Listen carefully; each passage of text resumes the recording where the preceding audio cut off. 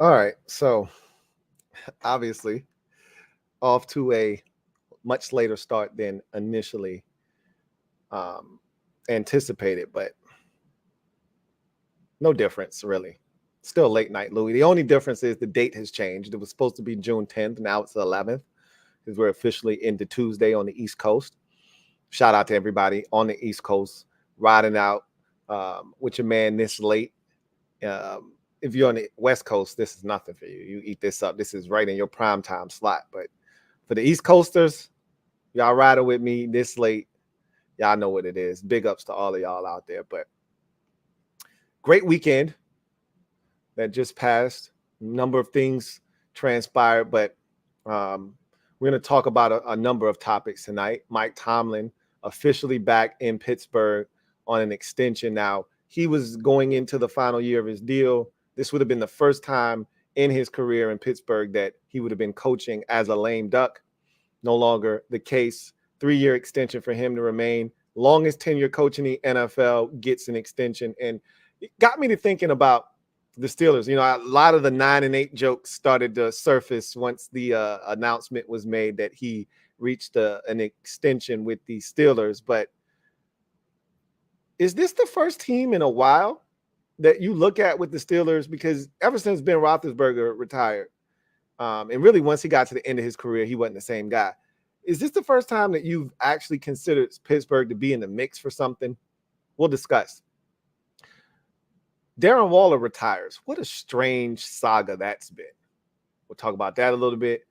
And a little somber news that I've been somehow not discussing. I should have brought this up when it first happened. I meant to. I forgot. Then I forgot again. I'm not going to forget today. So all of that, NFL has a new documentary coming out that I am stoked about. We're going to talk about that. And, of course, the NBA Finals. You're locked in to the Louie T Network podcast that starts now.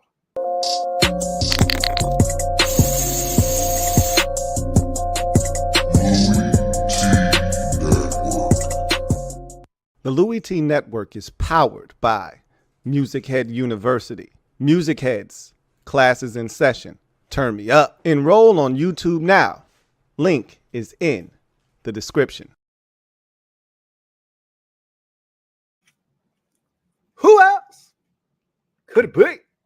For me, your man, Louie T. Welcome to the 425th installment of the Louie T Network podcast. I, of course, am your set man, Louie T. Thank you for joining me. We're going to talk NBA Finals as we usually do, or NBA playoffs at the top of the show. But before we do that, I want to first talk about the loss of Hall of Fame offensive guard Larry Allen, former Dallas Cowboys offensive guard that was once upon a time the strongest man in the NFL, one of the strongest human beings I've ever seen. They used to do these competitions at the Pro Bowl back when the Pro Bowl actually felt like a big deal, maybe because I was a kid, but they would do these different competitions at the Pro Bowl. And one of them was the strongest man competition in the league. And I remember Larry Allen bench pressing like 600 or 700 pounds. It was ridiculous, right? But the play that I always remember, and me and my, dad, boss is a avid Cowboys fan. And, when we heard about the news of Larry Allen, we talked about it. And we talked about this one play against New Orleans that he had where he chased down a linebacker. And I want to say it was a Monday night game, if I'm not mistaken. And Troy Aikman has a pass tipped in the air. And this had to be like circa 94, 95, somewhere in that neighborhood. Troy Aikman has a pass tipped in the air. And it's picked off by one of the Saints linebackers in the Superdome. So they're on a fast track, but it doesn't matter. We're talking about a guard, and not just any guard. At the time in the NFL when this happened, offensive linemen weren't 330 some odd pounds like Larry Allen was. That's commonplace in the NFL now. back in those days, most offensive linemen weren't even 300 pounds. Okay. Guys were like 295, 290, 298. If you were 300 pounds, you were considered big. Like, oh my God, this guy's a behemoth. He's 310 pounds. Whoa. Now if you're not 310, you're undersized, right? Well, in those days, he was massive, like 335 pounds, this big physical, dominating, just road grading guard. And this ball gets picked off, and Larry Allen takes this angle and hawks this linebacker down. And when I talk about, you see sheer athleticism on full display. He looked like Trent Williams out there running a 40-yard dash. We always joke about defensive and offensive linemen, how you'll never see the 40-yard dash. It's not important. What's important is the 10-second split. You want to see that explosive get off, because you'll rarely, if ever, see an offensive or defensive lineman sprinting 40, 50 yards down the field. Well, this was one of those instances, and he was going. And he catches the linebacker, tackles him at about the 13-yard line or something like that. Saved the touchdown, because Troy Aikman had run down there, but he wasn't going to do shit. He was going to, take this Olay approach, and that dude was going to cut in on his ass and walk in the end zone. But Larry Allen hawked him down. You want to talk about speed and athleticism and power all in one package? It was Larry Allen. And reportedly, he had a heart attack, a massive heart attack, while on vacation in Mexico with his family. Now, we don't know the extent of what happened or what was the cause. Was there like a artery blockage or, something of that sort? We have no idea. I don't want to speculate on anything, but he was only 52 years old. Like, he was so young. I just remember that smile that he had and him being a dominant player at a time where I couldn't stand the damn Cowboys. He was a beast. You couldn't do anything but respect the beast of a man that Larry Allen was, and a beast of a player. Like, you had to give him credit. He was the best there was, and one of the best to ever do it at the guard position, especially in the 90s. You can't find a better offensive guard in the 1990s than Larry Allen. Can't do it. So that saddened me. That saddened me. That saddened my heart to hear that he had passed away. Caught me by surprise. Wasn't expecting that news. And me and my dad, were reminiscing. I want to say it was about had to be about a week ago. Matter of fact, my nephew graduated on Monday, so we went down for his graduation, and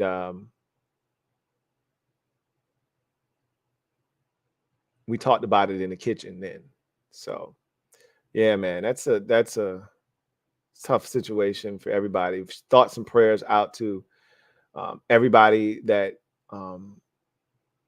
is associated in any capacity. I saw Emmitt Smith break down on social media talking about Larry Allen. Like, you just don't expect that. And he touched so many people. I saw Troy Aikman talking about him, and yeah, that one left me speechless, to be honest with you. And I'm not a Cowboys fan, but this is beyond that, obviously. But game recognized game. And I'm not saying that he was looking real familiar to me. I'm not a Hall of Fame NFL guard or player for that matter at all in any capacity. But talent when you see it. And he was among the most talented offensive guards I had ever seen in my life.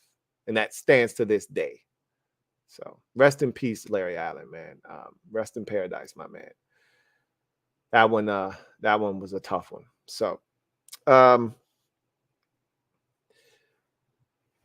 let's get into the NBA Finals real quick. This was only supposed to serve as a recap of game 2, but because my show prior to this spilled over into essentially pushing the podcast into Tuesday, the next podcast won't be, it was supposed to be Monday, Wednesday. Now this will effectively be Tuesday, Thursday now. So I won't see you again before game 3. So we'll preview that one as well. But I won't keep you long on game 2 because it went exactly the way that I thought, except for the outcome, right? So for those of you who have been following the podcast and what I've been saying about these games, I told you guys that I didn't think Boston would shoot it well. They shot it really well in game 1. I said, I expect them to come crashing back down to earth. What were the actual numbers? I don't even know. I just know they did not shoot it well at all in game number 2. And the game was there for the taking. And I honestly don't like the Mavericks' chances in this series, even more so now after game 2, because you needed to win that game. And the Celtics gave you every opportunity to do it, and you just refused to take advantage of it. And I don't really know what to say after you allowed them to win this game with the way they shot the basketball and how poorly they shot it. So once again, the Mavericks failed to shoot the ball. They were 7 of 27 in game 1 from 3. They were 6 of 26 in game 2. So they didn't take advantage. But the Celtics were 10 of 39. Okay. 25%, that is, from 3.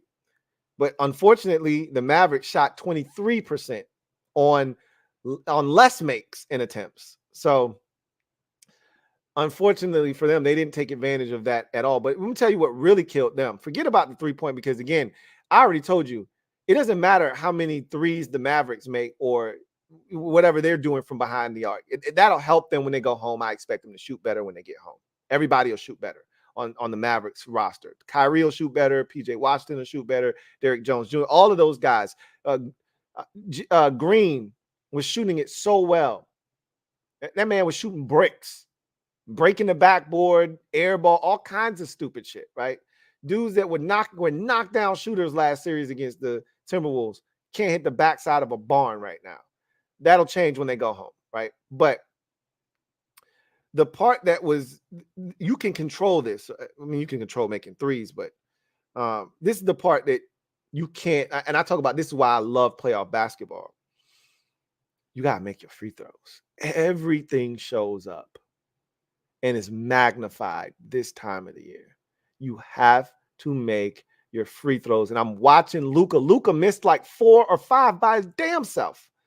Like, the Celtics went 19 of 20 in this game from the stripe. The one miss, I want to say, was a Tatum miss from the line.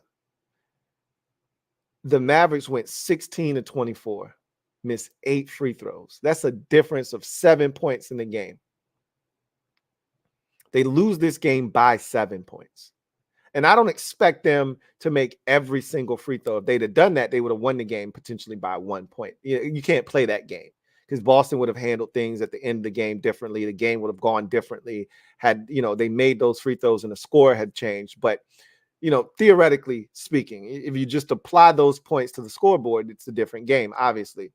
And the Mavericks have been one of the worst free throw shooting teams in the playoffs. Remember, I talked about that in one of their losses to OKC. They lost the game literally because they missed too many damn free throws. And statistically, they're the worst free throw shooting team in the playoffs this year. So it's going to be hard to win a championship when you can't do the little things like make a free shot, right? What good is it getting to the line if you're not taking advantage of getting to the line? So that was really disappointing in game 2. But the biggest thing was Boston shot it horribly. They turned it over in this game. Let's see how many turnovers Boston had. Felt like they had a bunch of turnovers. Boston had 11 turnovers. I mean, the Mavericks had 15. Their damn self. But Boston turned it over. Boston missed shots. Had a lot of good looks. Just didn't make them. And you had opportunities to win this game, and you simply pissed it away by a lack of execution, missing shots again, missing free throws, and just simply not taking advantage of an opportunity to steal a game on the road. And this game showcased to me that the Celtics are just better. And which is, I told you I thought the Celtics were going to win the series, but they can win this in 5 now. And they probably will win this series in 5 now. Now, we've seen series go and shift as the series shifts from one home court to the other. And so I could easily see Dallas going home, and they will play better, and they will win game 3. They will, if they don't win game 3, they're getting swept. And they got more pride than that. They're going to go home. Kyrie will play much better. He's been awful these first 2 games. Luka did everything he could in game 2. He had a triple-double, except for make free throws. He did everything he could, and he just didn't have anybody else join him. PJ Washington had a solid game. I think Gafford had a solid game, but Kyrie is the guy that has to help him. And some of those other guys have to shoot it better, and they just didn't. But this was all about Jrue Holiday and him stepping up. I love him as a role player. And I talked about this already. When I was talking to rapper Big Pooh, and he was like, yeah, they missing Marcus Smart. They need a dog. I'm like, no, they got a dog. They replaced that dog. And you could argue that Marcus Smart was a pup. This is a big dog they got now in Jrue Holiday, because unlike Marcus Smart, who at times would lose sight of his identity, like his role on the team, sometimes Marcus Smart would take it upon himself to make himself the focal point of the offense. Oh, okay, Jason ain't having a good night. Well, I'm going to shoot 12 threes tonight. No. That doesn't mean you take more shots, and then, especially if you're not making them, that just means you do more defensively. That means you facilitate to others. He would take it upon himself to try to take over a game and forget for a second who he is. You never have to worry about that with Jrue Holiday. He's always going to play within himself, within the structure of the offense. He's always going to play his role and play it as well as any role player plays it in this league. If they need him to score 25, he can. But most nights they don't. They just need him to play excellent defense, crash the boards, make a timely shot here or there, facilitate when need be, but just be that glue guy, right? Last night, they needed his scoring. Tatum didn't have it. Brown didn't have it. Porzingis obviously was going to come back crashing down to earth. I hope he's okay, because he looked like he was limping after he took a tumble there in the third quarter. He didn't look right towards the end of his last stint in the game. But they needed Jrue Holiday's offense, and boy, did he deliver. He was spectacular. I think he was like 3 or 4 from deep. He kept getting into the lane. They couldn't stop him. At one point, I think he was 9 of 10 from the field. I don't know what he finished from the field, but it was a high percentage, probably 11 of 14 or something like that. He was dynamite. Scored like 25 or 27 points in the game. And again, he was their leading scorer in this game. He did everything. Still defended at a high level. Still did everything that you expect from Jrue Holiday, but he just scored, right? They needed him to score. They needed him to be a scorer, and he did, which is why you got to love Jrue Holiday. He's a winner, right? Like, whatever you need him to be. That was funny. I was just having a conversation with my buddy about Jrue Holiday, and he said, the thing that has impressed him the most about Jrue is he wasn't an elite corner three-point shooter before this year, but he understood the assignment, right? He knew what his role was in Boston and what it was going to be. He knew they were a high-volume three-point shooting team. That's not what he's been in his career. He hasn't been a high-volume three-point shooter. He shoot 3, pick a spot, shoot 3 here and there when he was in, New Orleans with the Pelicans, or obviously this latest stint when he won an NBA championship with the Bucks. He'd pick his spots, but all in all, he was a role player. Plays elite defense on the perimeter. Can assist guys, can be the facilitator, can get to the rim, can finish around the rim, and he'll shoot, occasionally the 3 when open. Now that's his job in Boston, is to camp out in that corner, to cut, and to be a slasher. And he is just a lights out, knockdown 3-point shooter from the corner. I mean, his percentage this year is through the roof. And his ability to just adapt and adjust has just been phenomenal. He's one of my favorite players in the NBA because he's so selfless. If he only needs to take 5 shots, he will. If he needs to take 15 shots, he will. If he needs to score 9, he will. If he needs to score 29, He'll do that. A lot of guys, this is what's wrong with, the NBA and certain teams is guys just don't understand their roles. Well, there's nobody in the NBA that understands their role and plays it as well as Jrue Holiday does. And he was spectacular in this game. Tatum, going to catch a lot of flack for not scoring a bunch, but he almost had a triple-double in the game. High assist number in this game. Same with Brown, who had a bunch of assists as well. They weren't scoring it at a high clip. Tatum missed a bunch of layups. They were high difficulty layups, but layups that he's fully capable of making. But he was able to get others involved, and he continues to set the table for a lot of his teammates, which the assist numbers bear that out. He's been a very high assist guy these first two games of the series. That's going to have to continue if they are going to win this series and win it, rather comfortably, I may add. I don't know. I think I'd much rather have, and I saw some crazy stat that I'm like, yeah, get out my face with that shit. But, when Tatum shoots poorly, the Celtics are better. Okay, whatever. Get out of my face. What that statistic probably says to me, don't talk to me about him not shooting well. What that speaks to is I bet you his assists are higher in those games, right? Where he's being selfless. He's like, okay, I don't have it tonight, but I'm going to make sure my teammates do. And he's getting trapped, and they're putting 2 and 3 defenders on him. They're showing him a wall sometimes. And so he's finding his teammates, and he's creating for them. And I think he's got to continue to do that. I think what's more valuable to Boston in this series is Tatum making sure that everybody else is scoring and him not just getting off. If he goes for 34, but he's only got 4 assists, I don't think that benefits Boston more than him having 12 or 13 assists like he had in this game and having, other guys be able to contribute and score because of his ability to get to the rim, his ability to attract a crowd and create open looks for his teammates. So I think his value in this series is going to continue to be a facilitator. And if he can get off and score, and he had opportunities, if he finishes 3 or 4 of those layups that just didn't go down for him because he didn't put enough English on it, or he hit it a little too hard off the backboard, he ends up with 20 some odd points in this game. And what are we talking about here? The percentage, the shooting percentage, the field goal percentage isn't as bad, but people just love to pile on Jason Tatum for whatever reason. He's a dookie, so I'm gonna always ride for my guy. But I just want to see him win, and he's 2 games away from getting his first NBA title.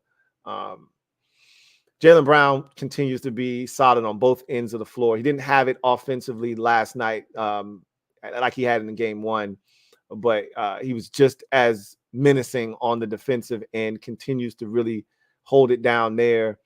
And again, continues to be really solid on the offensive. And again, if the series continues to trend in the direction it's going, he'll be the MVP. You know what I loved about those two is Jason Kidd tried, right?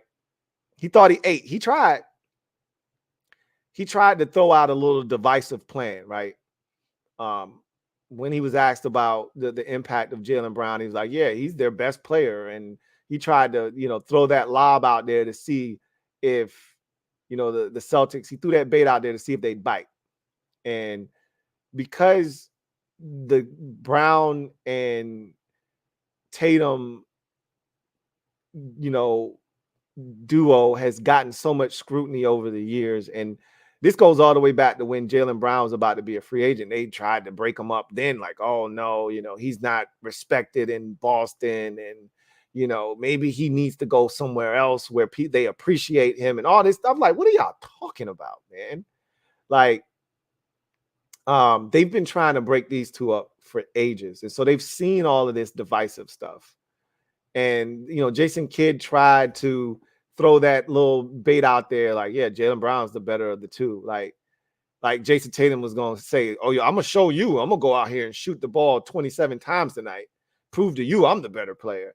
And Jason was like, yeah, he tried, but he ain't the first one to try.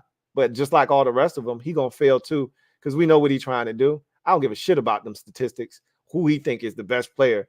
We all are contributing to this chip, and I don't care how it looks or, who's the quote-unquote best player. I'm trying to win an NBA championship. The hell with what you talking about. And Jaylen Brown was like, bro, nobody's had to sacrifice more than JT. Like, get out of here with that nonsense.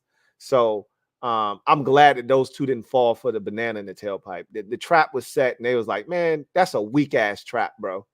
And they smacked that trap out of there, and they went out and did what they do. And I'm glad to see it. And they're 2 games away from hoisting the Larry O'Brien trophy and getting banner 18. And I like Joe Mazzulla's message. He said, hey, remember, we won game 1 back in 2022. Remember, we were up 2-1 in that series in 2022, and we lost the series. So the job is not done. We are far from finished. All you got to do is go to Dallas and steal 1. That's it. And I expect you. I had told you before game 2 that you were going to steal 1 in Dallas already. So it was imperative that Dallas won. They didn't.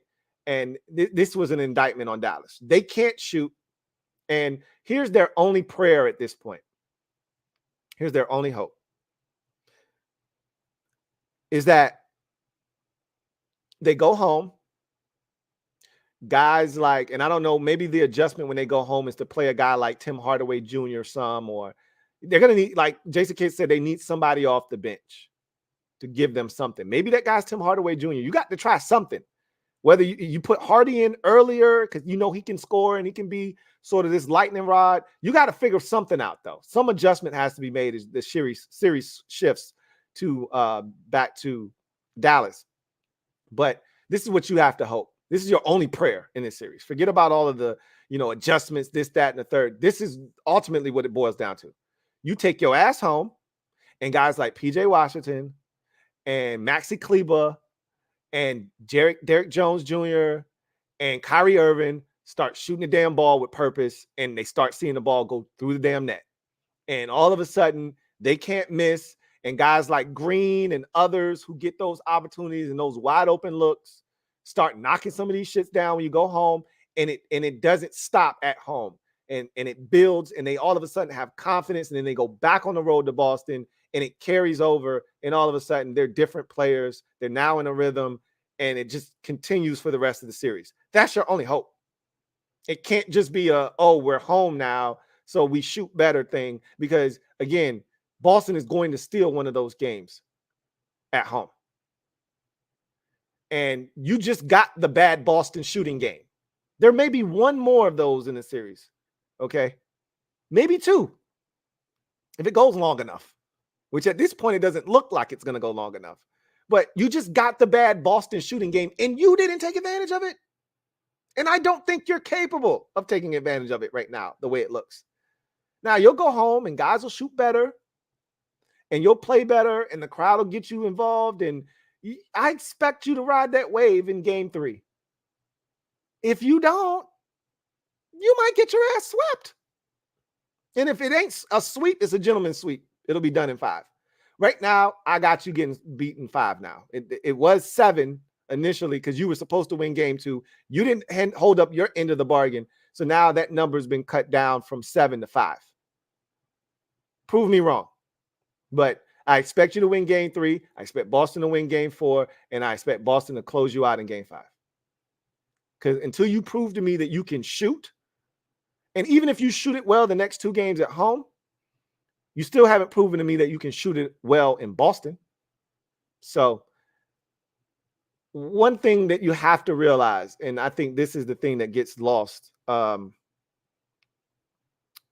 lot of times, is shooters are going to shoot true to form. Like, you could have an out-of-body experience for a game or even a series. But if you're a 32% three-point shooter, if you're a 29% three-point shooter, don't worry. You will eventually show why you're a 32 or a 29% three-point shooter. And we're seeing why guys like Derek Jones Jr. and PJ Washington, who aren't average NBA three-point shooters, but below average those guys were shooting the lights out in certain instances. And in the PJ Washington case, every time they needed a clutch 3 at the end of a game, he'd make it.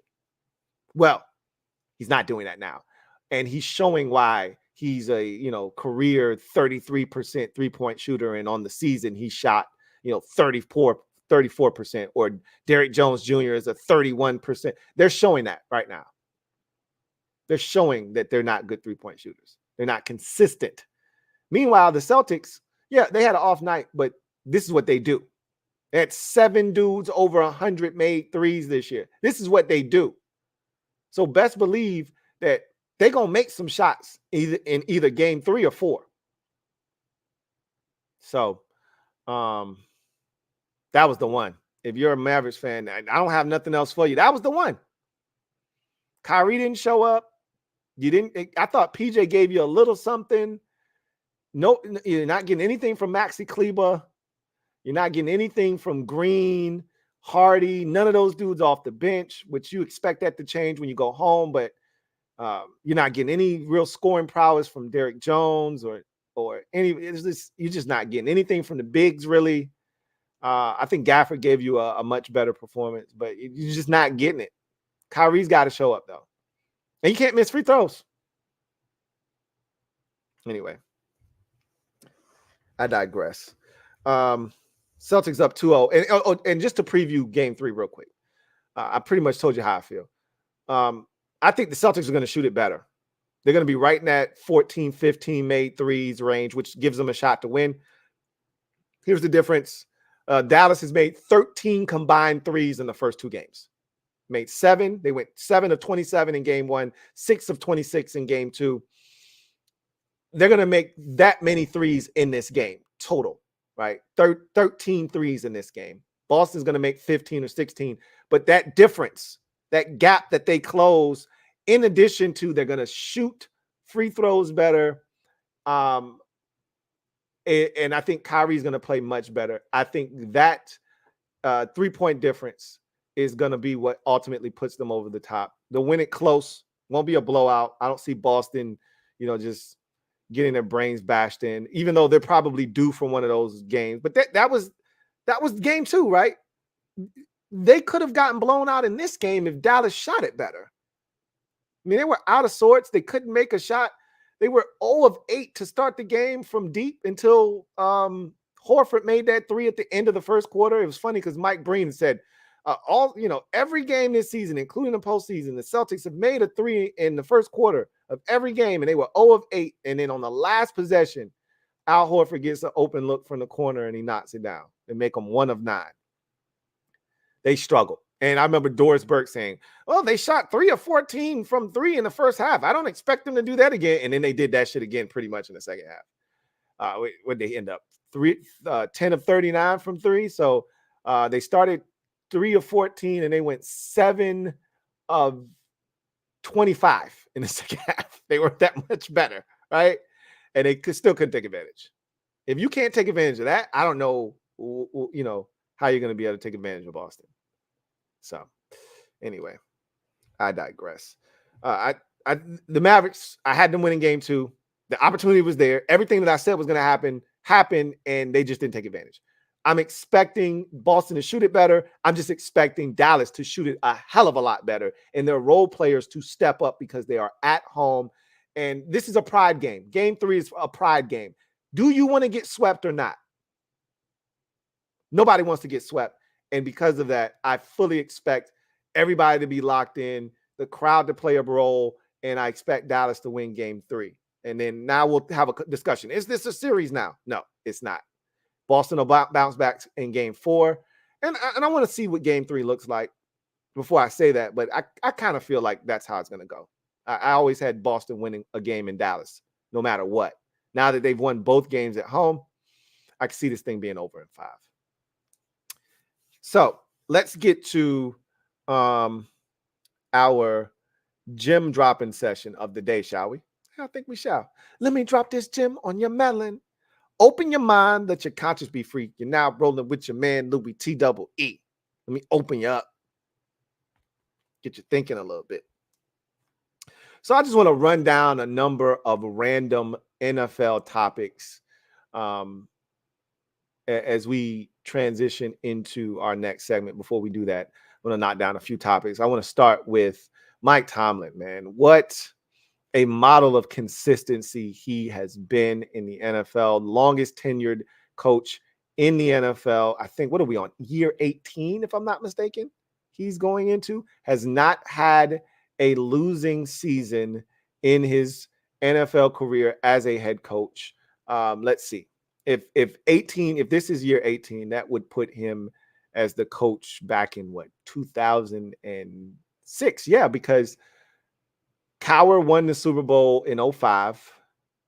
And that was his last year. He rode off into the sunset. Won the Super Bowl in Detroit. Buzz won the Super Bowl in Detroit. They all won that Super Bowl, and they all rode off into the sunset. And then Tomlin took over in 06. And he still had, the Brett Kiesels and the Hines Wards and all of those guys on that roster. And James Ferrier and Joey Porter and James Harrison and those guys kind of picked that mantle up and ran with it and won that Super Bowl in 08 and probably would have won it. They won it in 09, I think it was 09. And then they should have won it again in 2010. I still think if Rashad Mendenhall doesn't fumble, they win that game because they had all the momentum at that point of the game. And they were in scoring position and they were going to try to take the lead. They were down, but they were going to take the lead. And they had all the momentum after being down early in that game. And they haven't been back to the Super Bowl since. And that's what Steelers fans have been complaining about with him is, we haven't been a title contender and, since XYZ, and we make it to the playoffs, but we barely make it, and we're not any good, and we know we're going to get beat, and it's only a formality, and yada, yada. Look, you're preaching to a man of a fan base who ain't seen 2 straight winning seasons, like real, legitimate, not no 8-7-1 bullshit, and which it resulted in not making the playoffs after a 9-7 season where you won the division. I ain't talking that bullshit. I'm talking legitimate, real winning seasons, which is what the Steelers fans have enjoyed. And you can complain about 9-8 all you want, but as a fan who hasn't seen, I can't tell you what 3 seasons of over 500 looks like, let alone basically 2. You've had 18 straight years of that shit. Probably even more so dating back with Cowher. He probably had the Steelers really good the previous 5-6 years before Tomlin got there. So you ain't experienced no losing in almost 2 decades. So shut up. That's how I feel about Steelers fans complaining about winning 9 games. And a lot of times is with a ton of injuries. Now you didn't have to deal with some shitty quarterback play. You've had inconsistency at the skill positions. You've had injuries to guys on the defensive side and the offensive side. And all he does is find a way to win anyway. So my thing to Steelers fans has always been, shut up. I really wanted him to leave. And this is what you want? Go out. And I wanted them to get one of these bum-ass coaches that everybody in the league has been cycling through so they can see just how good they had it, right? Because a lot of times you never realize what you've got till it's gone. And they never really truly appreciated Mike Tomlin, a lot of those Steelers fans. They've been crying for him to be gone. And I think some of them understand that we could do a hell of a lot worse, but there's a lot of people saying, but we could also do a hell of a lot better. And that's fine. If that's what you feel, I always wanted him to be able to go somewhere where he was appreciated. But the Steelers organization knows better than that. They're one of the smartest groups in the NFL, and they're not letting Mike Tomlin leave. I've been trying to get Mike Tomlin out of Pittsburgh for the last 7 years to get him to Washington, right? So he can coach his hometown team. And they won't let the man go. And he's not looking to leave either, right? So him getting this 3-year extension, heading into his last year, and I didn't know what it was going to look like because when he stormed out of that press conference, and you guys got me right last time because I was talking that foolishness about it was at the end of the regular season. No, they made the playoffs and they went to Buffalo and they lost. It was a lackluster performance, which is what you expected, with how they finished up the season, with who they finished up the season with. You knew they weren't going to go to Buffalo and make no noise. And so they go in there. It was a lackluster performance. They lose. And, he didn't want to talk about next year, and he stormed out. And a lot of people were speculating, was this it? Was he going to retire? And he quickly shot that down. It's like, nah, I'm coming back. But he was on the last year of his deal, so you're like, hey, that's not how Mike Tomlin operates. He's never been in the last year of a deal without a new deal. What are we doing? And the Steelers said, you're right. And they took care of him today. And he got me to thinking about the Steelers. Like, what are their prospects this season? Like, how good can they be? Obviously, all of it hinges upon what they're going to get out of the quarterback position. But I actually think they have a chance to be dynamic, because this is what we do know. Like, Tomlin's teams are going to play defense no matter what. If TJ Watt is healthy, along with Highsmith, they got a chance to win every goddamn game defensively with those two. Now that they got a corner that they really like in Joey Porter Jr., and I love the addition of the corner from Carolina that they traded for. I think he's going to do wonders opposite of Joey Porter Jr. Like, they got a legitimate secondary now with Minkah Fitzpatrick, those two corners. They went out and got Patrick Queen at linebacker. He's been flapping his gums this offseason. He better play well now that there's no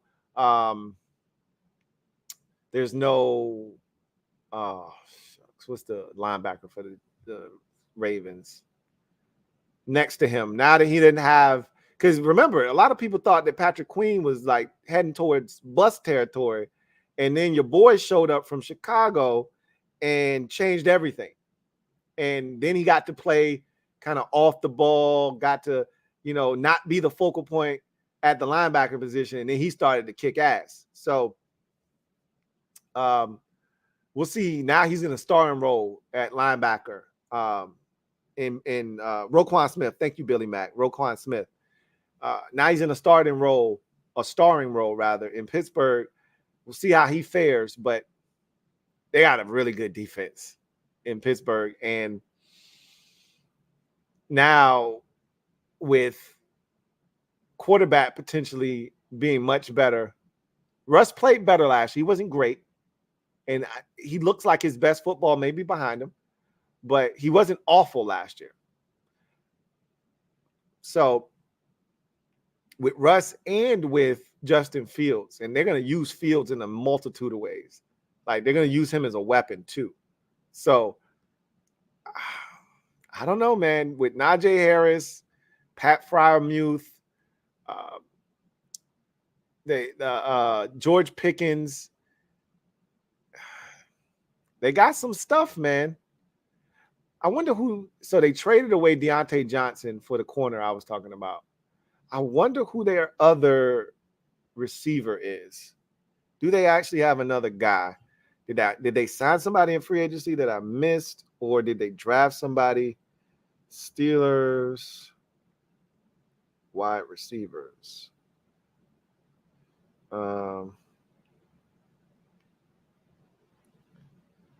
Okay, they got they drafted Roman Wilson. That's right. And they got Van Jefferson. We'll see. He's been having a few down years here. But yeah, and they got Cordero Patterson as a kick returner. Like, he could be a huge difference maker with these new rules. Yeah, they got some stuff, man. I'm really excited to see what they can do this year. Quietly, nobody's really talking Pittsburgh Steelers, and everybody thinks Russell Wilson is washed, and you're not going to get much better out of Justin Fields if he has to get in there and start.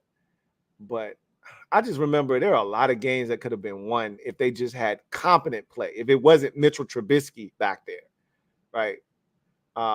Or the young fella that they traded away, Kenny Pickett. If it just wasn't one of them two clowns, they could have won games last year that they ultimately lost.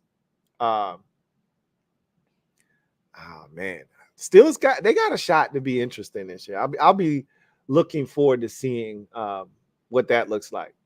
Defensively, they're going to be tough as nails, and the acquisition of those two quarterbacks, coupled with drafting Roman Wilson, the emergence of George Pickens. You still have Pat Freiermuth. Remember, they added the Washington kid at tight end the year before. So that's another, guy that could emerge as a target at the tight end position. They got stuff, man. I like Jalen Warren as a backup running back behind Najee Harris. It's a lot of stuff to like in Pittsburgh right now. And good for Tomlin getting that 3-year extension. I heard all of the 9 and 8 jokes. I heard your jokes. We'll see. All right. Y'all talk that shit if you want to, but this is all I know. Mike Tomlin wins. And if you give him an actual credible NFL roster to work with, which he currently has, and he hasn't had one of these in a very long time, you actually give him a credible NFL roster to work with, where quarterback isn't as big of a question mark. It's still a question mark, but it's not as big of a question mark. Look out for the Pittsburgh Steelers. I know they play in a treacherous division. You could argue it's the best. I will argue it is the best division in football right now. With the Ravens and the Steelers and the Browns, all three of them making the playoffs last year, and then the Bengals being the worst team in the division, and they only didn't make it because Joe Burrow got hurt. So that's the toughest division in football right now. But the Steelers can hold their own in there, no doubt about it. Darren Waller retired. What? Nobody's surprised. Look, I always felt like he was mentally unstable, and I never really like to talk about anybody's mental state, right? I try to stay away from mental health. It's a real thing. It exists. I'm aware of that. And so I try to steer clear of anybody's mental health situation, because I don't know what your situation is. I don't know what you're going through, and I don't like to make fun of that. But he always struck me as a mentally unstable guy, going back to his days with the Raiders. And I thought that when the Giants made that trade, I was like, man, they got him for next to nothing. I mean, they gave the Raiders a hot ham and cheese sandwich, and the Raiders like, yeah, let me get it, right? They were happy to get rid of this dude. And I'm like, a talent like that on a very cost-effective deal, and they was like, bro, you don't know the half. Bro never plays. He's always threatening retirement. He's not locked in. He thinks he's a rapper. Yeah, you can have him. That's what the Raiders said. And I thought the Giants was getting a steal, but he did the same shit. Couldn't stay healthy. Was waffling between football and a music career, and got married. Seemed to be in a healthy spot. Then a year later, he's divorced. And, I just think he's off a little bit. He told a story, during his announcement of his retirement. And I'm like, bro, just say you don't want to play football. It's okay. You don't have to do anything you don't want to do. Like, at the end of the day, the Giants were preparing for this, which is why they drafted a tight end. They were fully prepared for him to not play football. And honestly, they probably like, good riddance. Like, we're sick and tired of him doing this yo-yo shit. I remember Jay Gruden once upon a time saying, the worst thing that would happen to them was Jordan Reed being healthy and them putting in the game plan, and they would have a whole package for Jordan Reed, and they'd be excited about it, and they've repped it all week. And then you get to the game and Jordan Reed gets hurt, or you get to Thursday or Friday and Jordan Reed tweaks something and he can't go. And he said it'd be the worst thing in the world, because so much of what they put in during the course of the week was to get Jordan Reed the football, isolate him, get matchups, because he was so good. And the not knowing part was the worst. And with Darren Waller, it had to affect them, because he was arguably their best skill player, because they didn't have any receivers, last year in particular. I think they're just like, you know what, we're better off without him. Addition by subtraction. So he's hanging up his cleats. The Giants aren't going to miss him. He really didn't have an impact on that roster. Super talented guy, kind of found his way in the NFL as a late bloomer, initially drafted as a receiver, made the transition to tight end, took a little while, had some demons that he was battling, some substance abuse, got clean, told his story, ended up being a dynamic pass catching tight end for about a 3-year stretch. And then he couldn't stay healthy and just lost like the interest. I think he's one of those examples of a dude that got paid and he didn't love football, right? He loved what football could provide for him, but he didn't really love it. And that's why you always hear people talk about loving ball, right? You want guys that love ball, because if a guy doesn't love football, it's easy for him to just not lock in, right? Especially after he's been paid. The worst thing you can do is pay a guy that doesn't love it. Because once I got my money, what is my incentive to put in the work to stay locked in? I got my money now. So he got paid a couple times, and once from the Raiders. I think he might have got a little follow-up money from the Giants upon the trade. And he was like, yeah, I'm good. I got my money. I can, use this money to try to further my music career. Yeah, I don't really want to play no more. And that, again, that's cool. But I don't think anybody's surprised. I don't think anybody's surprised at this point. So I saw that the Broncos are really giving Zach Wilson an opportunity to be QB1, which you would expect. They got a rookie quarterback in Bo Nix. Nothing's going to be given to him.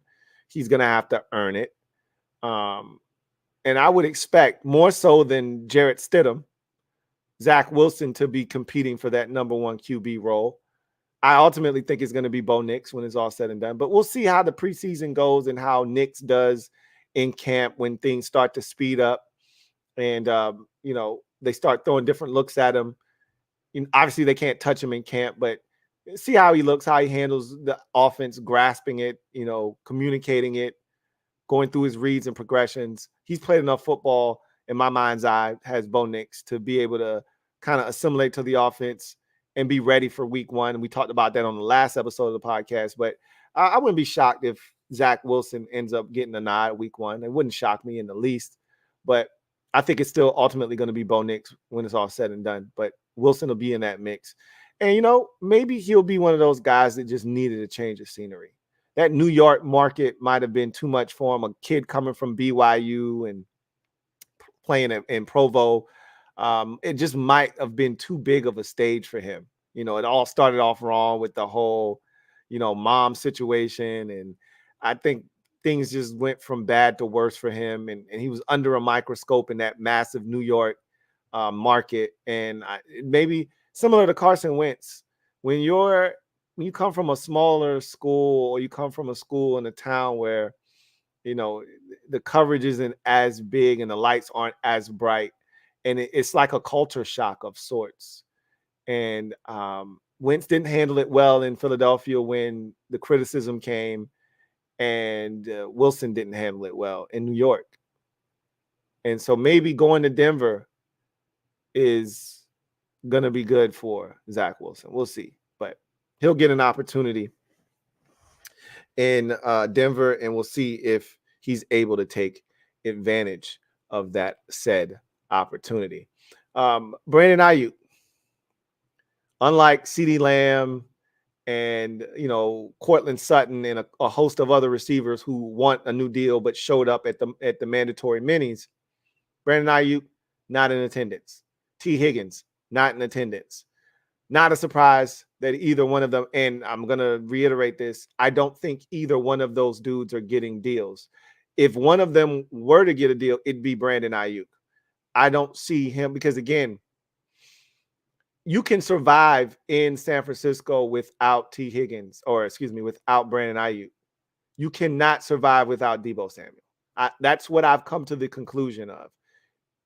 Deebo Samuel is about identity. He establishes an identity for the 49ers. They're tough, they're rough, they're rugged.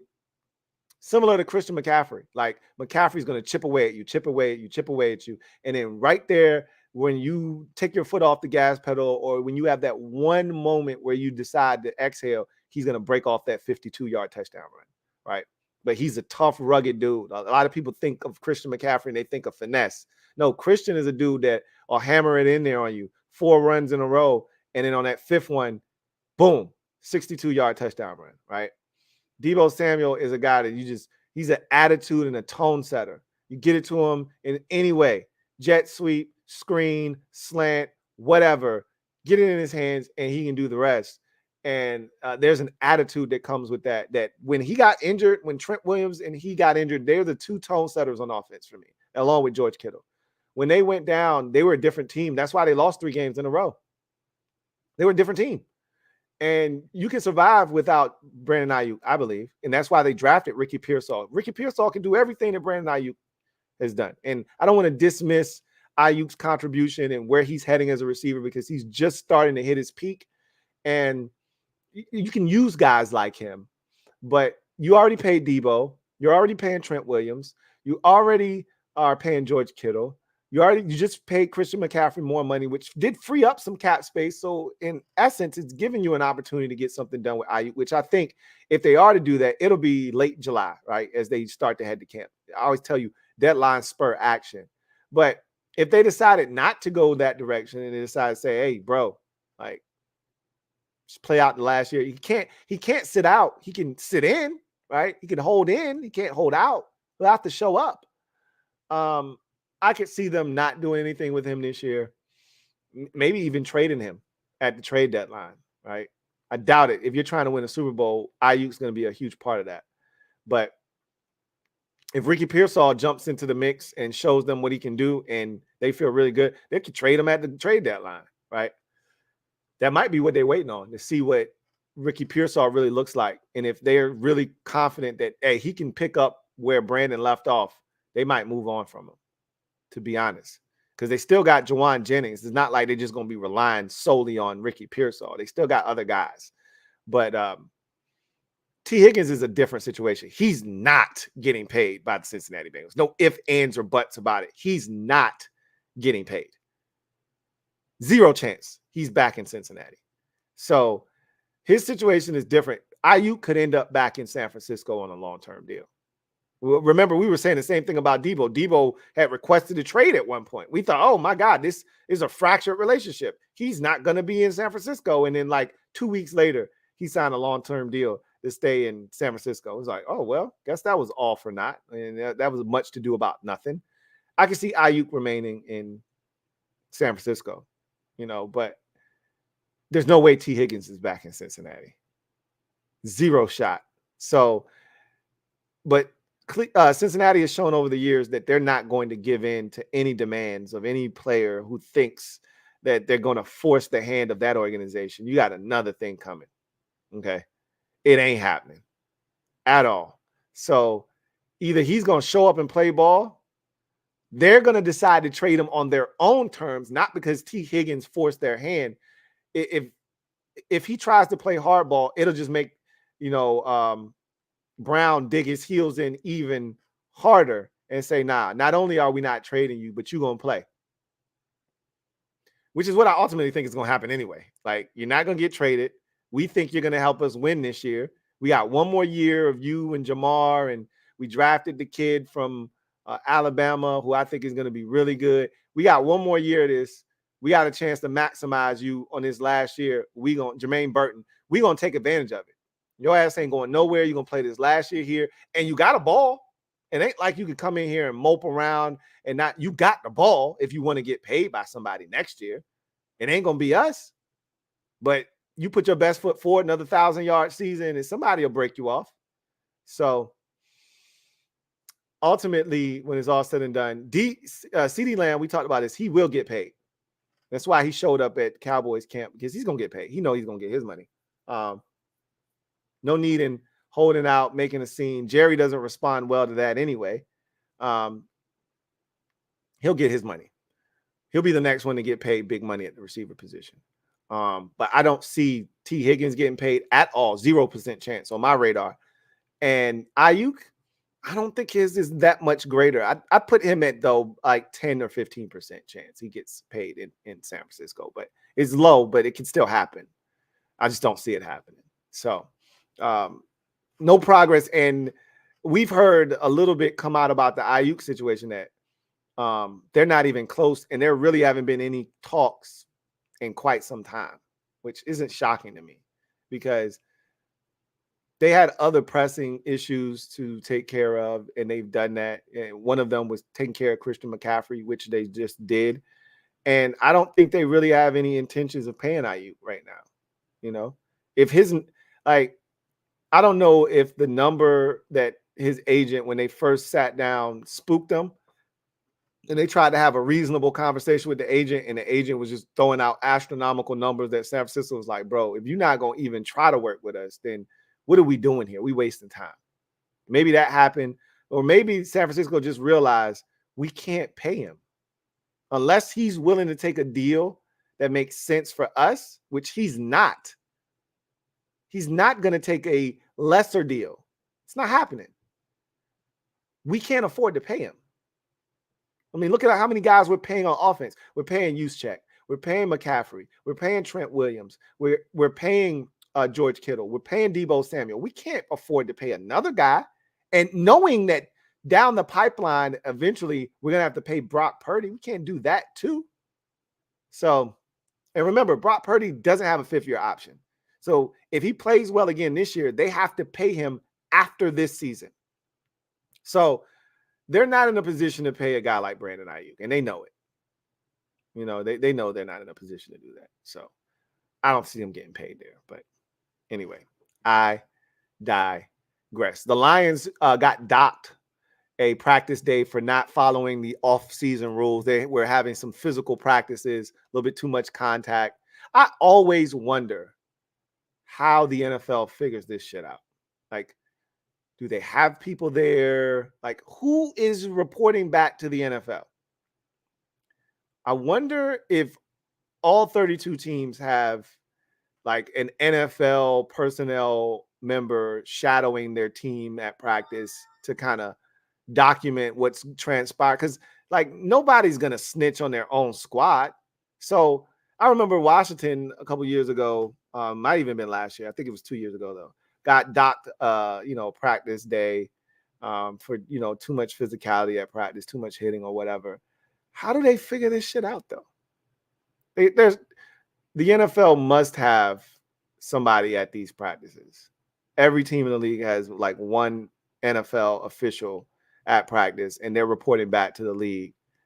But like, what constitutes too much? Like, you're only allowed to have 5 guys hit the ground. And if 7, that's too excessive. And now you have to be like, what's the number? How do we even assess what is deemed to be overly aggressive and physical in these OTA periods? Like, how do we even quantify that? I don't know. I'm asking questions that I don't have the answers to. I wonder who I could talk to get those answers. I'm actually very curious about that. But they were docked a practice day. So they'll lose one of these final OTA days. They probably going to give their players that day off anyway, is my guess. But who's to say? Anyway, I digress. So that's some of the latest news and scuttlebutt around the National Football League. We'll talk more about, some topics of discussion as they arise. But as we know, it's about to go dark here shortly. So we'll see what happens. Let's get to our next segment, and that's social media maneuvers. I'm a midnight marauder. Y'all know how this works. If you're out there and you want your comment read on the air, super chats are the way to ensure that gets done. But if you're just out there kicking it, and you want your comment read and you want to have it discussed, use the hashtag LouieTLive. If it is pertinent, we will discuss it on the air. Make sure you use the hashtag LouieTLive to have your comment read. And if time permits, we will do it. So,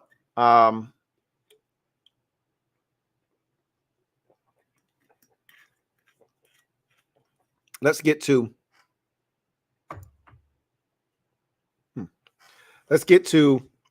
the comment section, see what you guys have to say.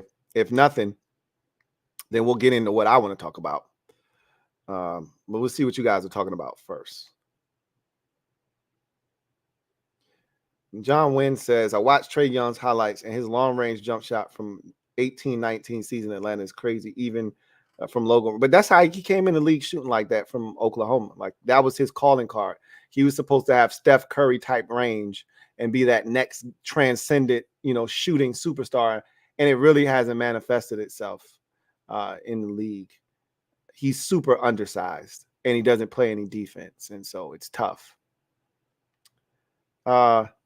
Samuel writes, I feel bad for Darren Waller. This divorce must have been killing him inside for him to retire over it. I don't think that's why he retired at all. That whole situation was crazy. I think a lot of that, and again, I don't know the story, so I don't like commenting on people's situations, but it felt like a lot of it was self-induced. Whatever the case may be. I don't know the particulars of their situation, who did what happened, how it happened, what his response to it has been. But I just know that he doesn't seem like he is in the best of mental spaces right now. Appearances might not be what they appear to be, for lack of a better term there. But we'll see. I wish him nothing but the best in any and all of his future endeavors and whatever he decides to do.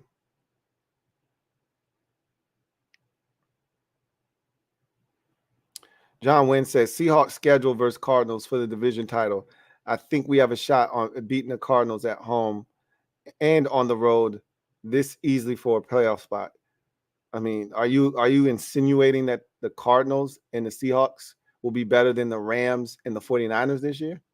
Or are you just saying that it'll be for a playoff spot back into the NFC, the NFC as a whole, as a conference, and you'll be battling for that last playoff spot? I can see that. I don't know if I necessarily see Arizona ready to compete at that level, but Seattle's been sniffing around that last playoff spot. 2 years ago, you were in the playoffs as the final team when you took on the 49ers. If I'm not mistaken, as a 7 seed, they were the 2 seed, and they took care of you pretty handily. I believe you were the 7 seed. You might have been the 6 seed that year. Whatever the case may be, San Francisco beat you that year when you made it. And then last year, you just missed out on the postseason. So I could see you sniffing around that final playoff spot. That wouldn't shock me. HTTR Carson says, bunch of casuals saying Bucks are dumb for trading Jrue, but you trade him for Dame 10 times out of 10. Plus, Jrue is their 4th, 5th option in Milwaukee. He had to be their 2nd, 3rd, 4th or 5th option. In Milwaukee, he had to be their 2nd or 3rd option. Well, he was their 3rd. They had Giannis and Middleton. So those were options 1 and 2. When those guys are healthy, those are the first 2 options. And you could argue that Brook Lopez was the 3rd option and he would be the 4th option in Milwaukee, but most nights he probably was the 3rd option. But you could argue that there were nights where Lopez had it going. He was the 3rd option. And Jrue that's the beauty of Jrue Holiday, is that he's malleable and adaptable to any situation. You need me to be the 4th option. You need me to be the 5th option tonight. Okay, whatever. I can do it, right? And he's not going to complain. He's a guy that understands whatever his role is and whatever is required of him. So, I, for one, didn't like the trade because, and yes, you do it for Dame because you think because you don't know how it's going to work. And I still am not certain that won't work, right? Like, who thought Kyrie and Luka would be in the finals after seeing what that looked like last year? Who thought that the Minnesota Timberwolves would be in the Western Conference Finals after seeing what Rudy and Cat together looked like, the year prior? It looked like a disaster, right? So you got to be careful about, casting off these, situations after 1 year and just saying it's a disaster and it's not going to work. Same with Phoenix, even though they're in a tougher situation because it's hard to build around 3 max players making essentially 50 million a year. It's hard to build anything, and they're in the third apron. Like, you can't do anything. So it's tough, Phoenix's situation. But even that situation isn't a done deal. It's not dead, right? But yes, I was not in favor because you took away a guy that has an elite trait. I'm not a fan of getting rid of guys that serve a purpose. I would have been more inclined to get rid of Middleton than I would have been Jrue Holiday, because you can't replace what Jrue Holiday does. They tried with Pat Bev. It was a disaster. Jrue Holiday is an elite perimeter defender. Those don't grow on trees. Okay. That kind of a skill set. And we've seen how he's playing Kyrie. Kyrie's shooting poorly for a reason, right? Between Jaylen Brown and, Derek White's been playing his ass off too, but between Jaylen Brown and Jrue Holiday, they've been goddamn suffocating. I'm talking about putting these dudes in straitjackets defensively. There's been times where Kyrie's dribbling in circles in space because he can't get past either Jaylen Brown or Jrue Holiday. Like, these dudes move their feet laterally at an elite level. And they're strong physically, so you can't body them up. I didn't like that trade because you can find offense in the NBA. It's hard to find elite defenders. That's why Boston parting ways with Marcus Smart was a big deal, but you give him Jrue, that's an upgrade over Marcus Smart. And it's not even close. Like, I just wasn't a fan of the Bucks doing that. But again, to your point, to get a guy like Dame Lillard, a top 10 NBA player, you're going to do it. And pair him up with another top 10 player in Giannis, you're going to do it. And if you don't think Dame is top 10, top 15, whatever, still one of the best players in the NBA, you're going to do it. So I get the idea behind it. I just don't like what you had to give up. And again, I think those were 2 separate trades, right? If I'm not mistaken, I think they were 2 separate trades. Maybe it was the same trade. I think it was the same trade because that's what they had to give up to get Dame. And I personally, so what I'm thinking of is Smart and Jrue Holiday were 2 separate trades. That was 2 different deals. They got rid of Smart first, and then they went and got Jrue Holiday. I didn't love it for Milwaukee. And they're paying for it. Their defense suffered drastically because of it. They couldn't stop anybody this year, which is what ultimately, that and Giannis not being healthy, but that's what ultimately caused their demise. They could score with the best of them. They couldn't stop anybody.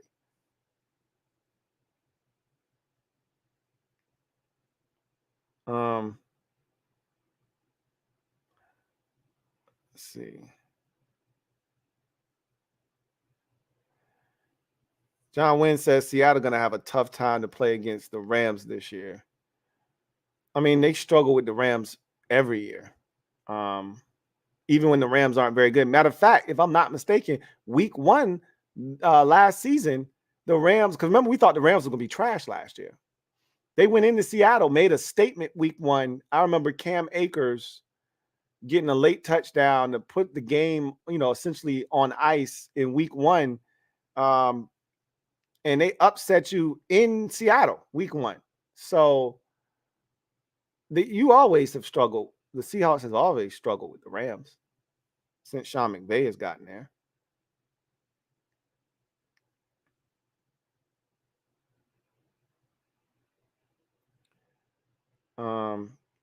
Definitely ripped the Larry Allen, man. Crazy.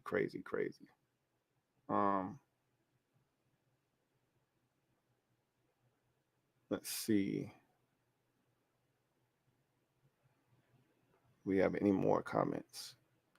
User XJT3 writes, if the Bengals were to trade Higgins at the deadline, where do you see him landing? Well, it's impossible to know right now, because if the Bengals were to ship him out at the deadline, it would be to a team that one of two things, right, that you would have working.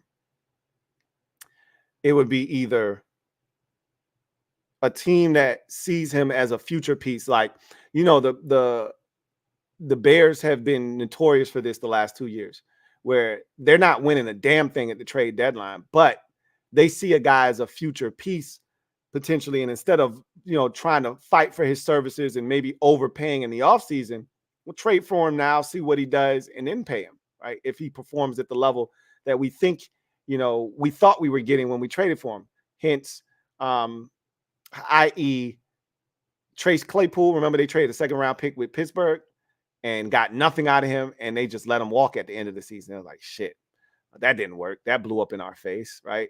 They didn't get anything out of him the rest of that year, and then the next year he was on the roster. He wasn't happy, and then they traded him, right, to Miami.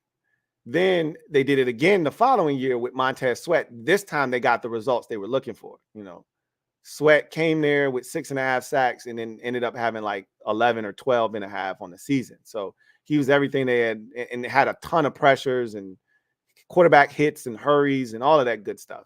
So they was like, yeah. And then they gave him a deal, and we were all looking like, whoo, Tez got broken off. I don't know if we could have stomached that. And then you look at the deals that guys like Brian Burns and, you know, Danielle Hunter and some of these other, you're like, whoo, they got a deal. They got a steal on Montez Sweat, right? So the Bears' approach is, hey, let's go get a guy that we see as a potential piece moving forward. We're not winning anything this year, but we think this guy can help us. Then there's the approach of, hey, we getting a rental, like the Rams did multiple years, where they went and got Ramsey and, you know, ended up signing him to a long-term deal, obviously, in the middle of the season. And then they went and traded for Von Miller, and he was more of a rental. Like, he helped them win a Super Bowl, and then they let him walk after the season was over. So there's two approaches to the trade deadline: a piece for the future that we see, and we got an opportunity to pounce now, so we're going to do it, or a piece to help us right now. And it's hard to know who's going to see themselves in that light come trade deadline. But I think he'd be more likely to go to a team that thought he could help them win right then and there than a team that said, oh, big time receiver. Because again, if I see a receiver and I trade for him at the deadline and I'm not in a position to win anything, why not just wait till the offseason and sign a guy, or go in the draft and get a guy? I think next year's drafted receiver is going to be good again, right? Like, why even press the button? Well, I feel like I need to press the button. Like a guy like T. Higgins, when you're going to pay him, a guy that kind of money, you're paying him because you expect him to come in and help you right away and be able to produce for you at a high level. To me, that's good for a team like, say, Baltimore, for instance, right? Which I don't know if they would do business with the Ravens or not within the division, but the Ravens could be in that position. You know, no more Odell Beckham Jr. I think they had another receiver, like two receivers that left in free agency this year. They still got a lot of young guys, but they may not have that veteran that they're looking for. So maybe T. Higgins could be that guy for them that puts them over the hump. They think they got a chance to win the Super Bowl. Same with the Steelers in their own division. The Steelers could be like, yo, we missing one more receiver. I don't know if they would do business with them, right? You know, you could look at another team like, say, maybe Dallas, for instance.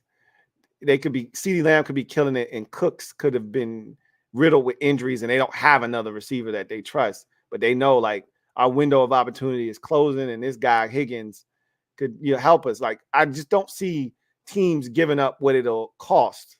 Like, Cincinnati's not taking anything less than a 2, right? Are you giving up that second-round pick for a guy that you may not be able to? Like, Dallas can't sign T. Higgins, so they wouldn't do the deal, obviously. But, you know, you if you're going to trade away a second-round pick, that's high draft capital a second round pick is.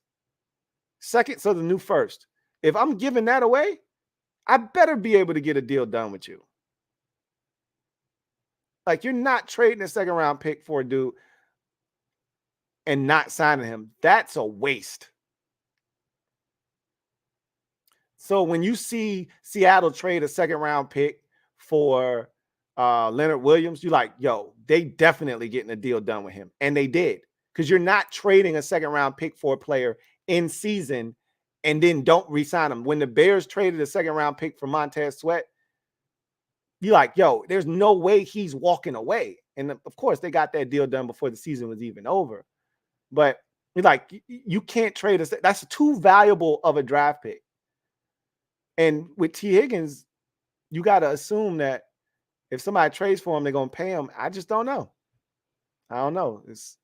That goes back to that discussion we had about Bucky Brooks talking about the receiver position and how teams may value it moving forward. And I've said it already. If you're not one of these elite upper echelon dudes, I'm not sure I'm willing to pay you. T. Higgins is not upper echelon. He's a damn good receiver, but he ain't in that category of a guy that I'm willing to break the bank for. So, and you got to give up draft capital too. So I don't know. Sean writes, how would you feel drafting Sean Taylor's brother? Would you draft? I don't know his game. I'm not familiar with his game. I just know he goes to Rice. He went to Rice. I don't know anything about him. So just because you're Sean Taylor's brother, I'm not nostalgic enough to be like, oh, it's Sean's brother, let's just draft him. Nah, he's got to be good. He's got to have some game. I don't know. I'm not familiar with his game. If he's nice, I'd definitely consider it. But he's got to be worth the selection. I'm not over here drafting somebody strictly off of nostalgia. So I'd have to know.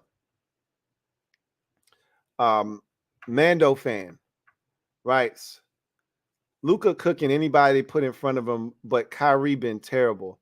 Also, those bench bums you always talk about have been trash. PJ, Derrick Jones, Josh Green. Yeah, all of them. PJ Washington has struggled, has some open looks. Derrick Jones has struggled, has some open looks. I've been really disappointed in Josh Green, though, because the other two, like, and I've been disappointed in PJ, but even PJ put his head down and got to the rim. Let me see what PJ did. Like, I thought he was a lot more efficient. He couldn't knock down the three, which somebody got to step up and knock. But Josh Green, I was really, because he had some good looks, and he had been a knockdown shooter earlier in the playoffs. And he just flat out, he was shooting air balls and bricks. I was like, God damn. Like, PJ Washington was 6 of 13 and he scored 17 points. Like, I thought he was aggressive. He put his head down, got to the rim. His problem was he was 1 of 5 from the 3-point line, right? That continues to be his problem. Derrick Jones was 4 of 7. His 3 misses were all threes, right? But that's who he is as a player. Like, any 3 he makes is icing on the cake. Gafford had a good game, 13 points, 6 of 9, shooting 9 rebounds. But Kyrie can't shoot 7 of 18 and 0 of 3 from deep again. Like, he did that in game 1. You can't do that again. He was 6 of 19, I think, in game 1, 7 of 18 in game 2. I don't know if he made a 3 in game 1. He didn't make a 3 in game 2. Maxi Kleber, again, over, right? Like, he's killing you right now. And he was eating a number of minutes in game 1. They reduced his minutes because he's not if he ain't knocking down threes, what good is Maxi Kleber do? Like, don't tell me he's a floor spacer and a stretcher and he's not making any shots. Well, then they're not respecting him as such. Josh Green is the one that's killing me right now. In 14 minutes, he went 1 of 4, 0 of 3 from the 3-point line. Like, he can't go. And of those 3 looks, I bet you 2 of them were wide ass open. Like, he's got to make some shots, bro. Got to make some shots. And then Hardy fell out of the rotation in this game. I think he needs to play hard. Like, you can't beg for offense off the bench and not play Hardy. I get it. Defensively, you lose a lot with him, but you need points, bro. You need somebody that can score. And Hardy is one of the few dudes. Him and Hardaway are the 2 few dudes that can actually score off the pine. So they got to figure that shit out, because they got absolutely nothing from those. Like you said, like I call them the bench bums. They got nothing from them dudes, and they'll clean it up. They'll play better at home. Luka did what Luka does. Right? He did what Luka does. It's tough. They're making it tough on him though. It ain't easy, but it's still Luka, right? He's still he's arguably top 3 player in the NBA right now. And it doesn't matter what you do to a top 3 player, they're gonna get theirs. King Kinch, right? So what's the likelihood that we make a bid for one of these receivers? Slim and none. Very low. I won't put it at 0%, but I'll put it at 1%, just so we can say that there's a chance. So you're telling me there's a chance, but there's really not a chance.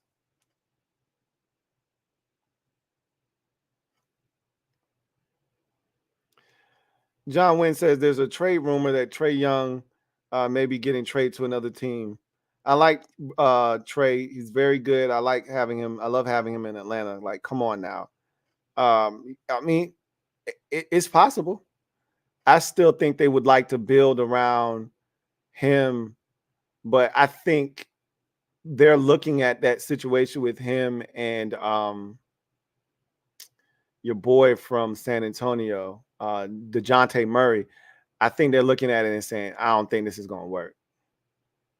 I don't think this is going to work. And so one of them probably has to go, is what it seems like. And they're mulling over, is it Trae that needs to go? Because you could do some things with DeJounte. With Trae, he's really a one-dimensional player. He can score and he can get you assists. He can set guys up, but he can't do much else, right? He can't do much else. So they're trying to maximize their situation, but I think they're going to either trade back with the Spurs or they're going to make this pick and they're going to see where they at after that. And if it don't work this year, then they really going to start entertaining offers for Trae Young for sure.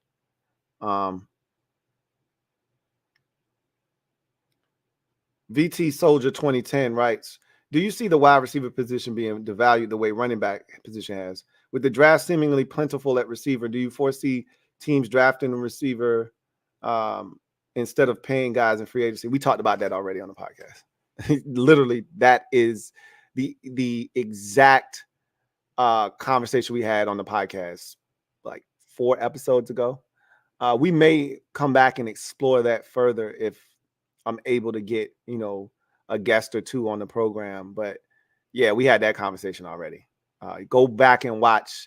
That probably was like episode 420, 421, something like that, where we had that conversation. It's definitely an interesting discussion, right? And we talked about it. We definitely talked about it.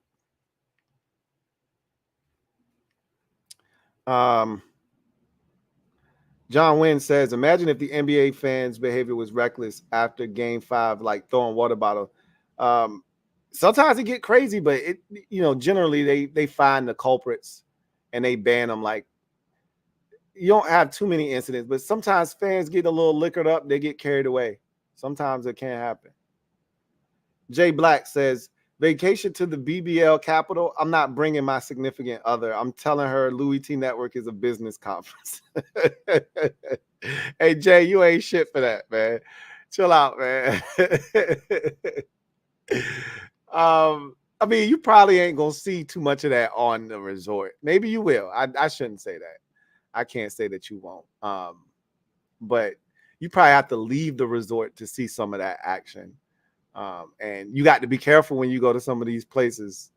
That's why I tend to go to resorts, just so I can make sure that, me and my family are safe.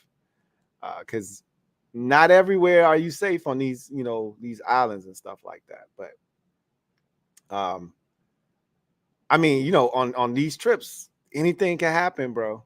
Anything can happen. So why wouldn't you want to look? Not everybody is out here hoeing around, Jay. And, some people are actually, honest men and women, and they're looking to settle down, and they're not looking to be out here in these streets, parading around. It's not safe on these streets, Jay. All right, it can get real messy real quick. So not everybody's out here, thotting around, being thotty Pippins and stuff. So, look, bring your significant other with you, okay? Don't listen to Jay. Jay's a bad influence, okay? They're a business conference. Hey, you got Jay, you a damn fool. Anyway. All right, let's transition to the final segment of the show and garbage time. So, the NFL put out this beautiful promo today, or yesterday rather, that showed a preview of a new documentary that they're putting out that they filmed over the span of probably, I'd say, 2 or 3 weeks following NFL teams, but really mostly just draft day. I think a lot of this content is going to come from the actual 2 days of the draft itself. A lot of it surrounding, though, day one and the high stakes nature of day one of the draft. I know I've seen a number of clips, featuring Jrue Rosenhaus. I know he's eating this up because, anytime you can get yourself out there as an agent, and this is free advertising for him. I shouldn't say free. I don't know. Maybe he paid the NFL to be in this movie. Maybe he didn't. If they just allowed him to be in, this is free advertising for him and his agency. And he's already one of the biggest, agencies in the NFL, but it never hurts to show people what kind of work you're doing and how you're out here getting the most for your clients. And in the clip, he's telling J.C. Latham, the tackle, that you're a top 10 talent and we're going to get you in the top 10. And that's game changer money in the top 10. And that's where you belong. You're that kind of a player. And he's looking like he's about to vomit, right? Because he's like, yeah, I hear what you're saying, but somebody's got to take me. And the phone rings and it's Tennessee. And we know he gets drafted by the Titans in the top 10. So, there's going to be a little drama there. There's conversations about the number 1 pick, and the GM for the Bears, Ryan Poles, is like talking to Caleb Williams on the phone. And he's like, the NFL told me I got to wait like 5 minutes. Cause I remember when we were watching the draft live, most fans were like, what are the Bears waiting on? Especially impatient Commander fans who wanted them to hurry up and get to the number 2 pick. It was like, what is he waiting for? We already know who he's taking. Why don't you just turn it in? Now you know why. The NFL told him, bro, just chill. Like, we know who you taking, but let us get settled in. Rod just opened the draft up for business. Let everybody get settled in. Let the NFL Network and ESPN do their little bit of talking. Let everything kind of, settle down, and then you can turn your pick in. We know who you taking. You know who you taking. It ain't no rush, right? So that's a funny little moment. They got Adam Peters calling Jaden Daniels on the phone, and you're seeing like Arizona getting hyped up, drafting Marvin Harrison Jr. And so it's going to be this wild ride that they're going to take you on. I think most of it is probably going to be first round related. That Michael Penix thing, I'm assuming we're going to get to see that. Wow. Remember, that knocked all of our socks off. So we're going to get to kind of, live through that moment again, but kind of get the behind the scenes access, I'm hoping, to that. And, a host of other things that transpire. Remember, we saw all the defensive players fall. So, there's going to be 1 or 2 guys that were pissed off. Remember who the Vikings take? They took an edge rusher, right? I think it was the Vikings, Jared Verse, I think they took. He was pissed off. One of them edge rushers it wasn't Jared Verse. It was the dude from Alabama. He was pissed. He was hot because he thought he was a top 10 pick. He thought he was going to Atlanta at 8, and he fell all the way to the Vikings at probably like 20. I think the Vikings were at like 23 because they traded up with the Texans. So they were at 23. And he didn't go until 23, and he was pissed. So I'm hoping we'll see all of that kind of stuff. And, as a player, if your agent is telling you, yeah, you should go top 10, you should go top 10, and then you're a guy like the Alabama edge rusher and you fall out of the top, not only the top 10, but the top 20. What? That's like a shock to your senses. I would love to see how that went. I don't know if we're going to see all of that, but this is going to be on the Roku app. So if you don't have Roku, go ahead and download that. Right. My parents own a Roku TV, so I believe that comes with the Roku app. So I will definitely be watching that. It's going to be released on June 14th.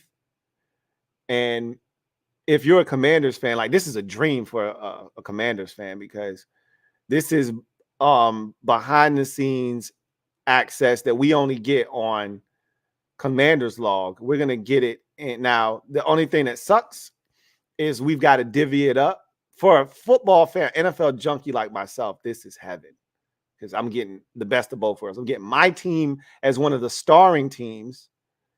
Like, this is how you know shit's changing in Washington. When's the last time Washington has been featured in anything NFL related? Hell, we couldn't even get our logo in commercials for a long time. They wouldn't even, it was like the league didn't even claim us. We were like a redheaded stepchild. We don't know your name. We don't like your logo. Before we changed the name, it's racist. So they started like treating us like a redheaded stepchild. And when we changed our name, still Snyder still owns the team. And since you really don't have a logo or a name, we don't want to put you in the commercial. Like, they was treating us like shit. And now all of a sudden, they've done a complete 180. We're in commercials. We're starring, and I get it. We were the number 2 pick in the draft. So, duh.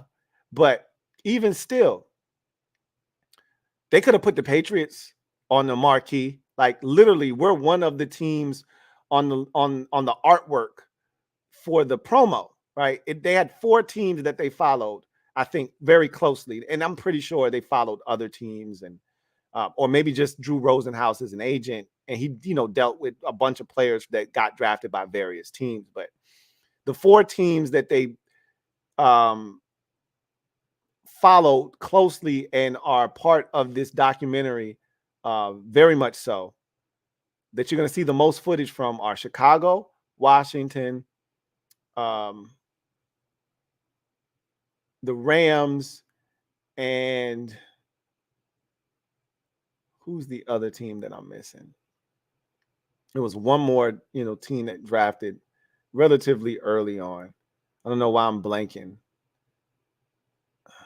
Was it Denver? It was one of those teams. I can't remember.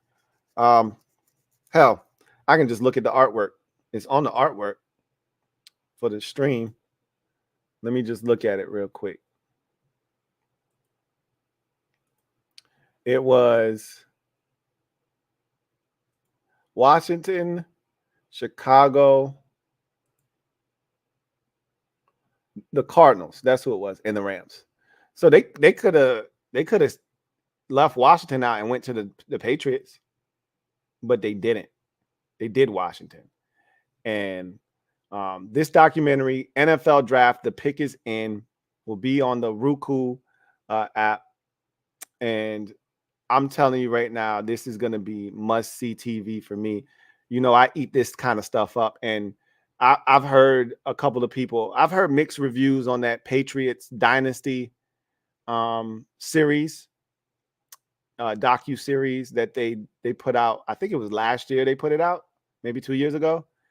I've heard like ex-Patriots players weren't really happy with the portrayal of certain aspects of the documentary. Others were like, yo, this is great stuff. I'm going to watch it. This is the time of year where anything that you've been saving, this is the time of the year to watch it. So for a Commanders fan like me who doesn't get a lot of behind the scenes access to my team, especially in things like this is awesome. Now, again, we were getting this type of access via the team website in our own series where you were just getting 20 minutes of concentrated, 15 to 20 minutes of concentrated Commanders content where you don't have to share it and divvy it up with the Bears, the Cardinals, and the Rams. But in this environment with the NFL producing this thing, and I think this is going to be awesome. And this is going to give us a great look at, Adam Peters and his element and, that entire front office staff and all of the guys that, they have and that he trusts, obviously his assistant GM and, all of the guys that, had a hand in selecting the players and how they came to those decisions and, did the phone ring. And I want to see if we're going to get the access to the second round trade with the Eagles and how that came about and maybe even get to hear that conversation. That would be dope. So I'm really looking forward to this. If you're a Commanders fan, you should be looking forward to this.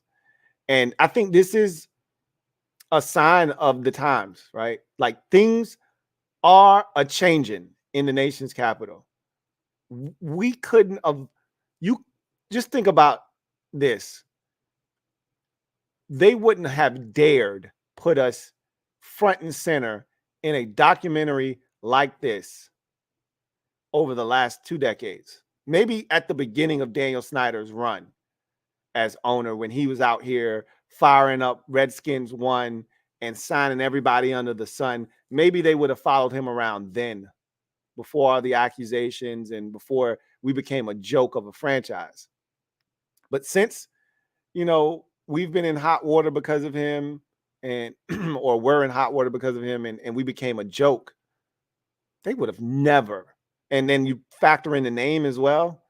They would have never, ever put us in something like this. For us to be front and center tells you times are changing. They really, truly are. And I am here for all of it. And I'm going to eat this up and we're going to talk about this. This thing is coming out this week. The 14th is what, Friday? I believe. Yeah, Friday. This thing is being released on Friday. That's homework, guys. And we'll talk about it again next episode, which will be Thursday. That's homework for the weekend. I'm going to watch it and then I'm going to come back and talk about it on Monday. So if you don't watch it, you're going to be asked out. You're going to have to sit that one out. Okay? Because we may dedicate an entire episode, depending on how good this is really.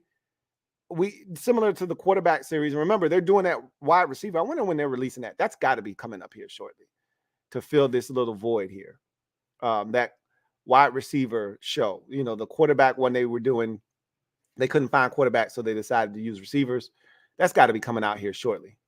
But this is NFL produced. The other one is that Manning Omaha Productions with the Manning brothers.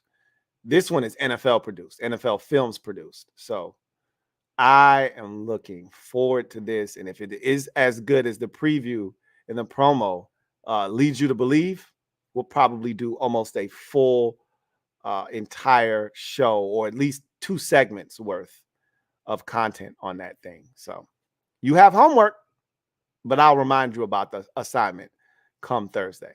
So that, my friends, is going to do it for me, your man Louie T, here on this latest installment of the Louie T Network podcast. I thank everybody for joining me late, especially if you're on the East Coast. I appreciate you kicking it with the kid on this late night Louie edition. I look forward to chopping it up with you guys next time, which will probably be Wednesday, if I'm not mistaken. It's already Tuesday. Don't expect to see me too much unless something major happens. But I'll be back Wednesday with some kind of content for you. Won't leave you for too long. And then you'll definitely see me Thursday. We'll be talking about Game 3 of the NBA Finals, talking about that homework assignment and anything else that is transpired. And if you're a Commanders fan, obviously, we got some business to attend to. So you may see me on Wednesday on the podcast. We'll see, because I know I got the Washington show on Thursday, and so I don't know. We'll see. Time will tell. You might get both of those on Thursday. You may get it spread out Wednesday and Thursday. So anyway, I digress. You guys enjoy the rest of your evening. And I will see you guys next time. You know what it is. I appreciate each and every single one of y'all kicking it with me on this late night pod. Catch y'all next time. God bless and good night. LouieTeeNetwork.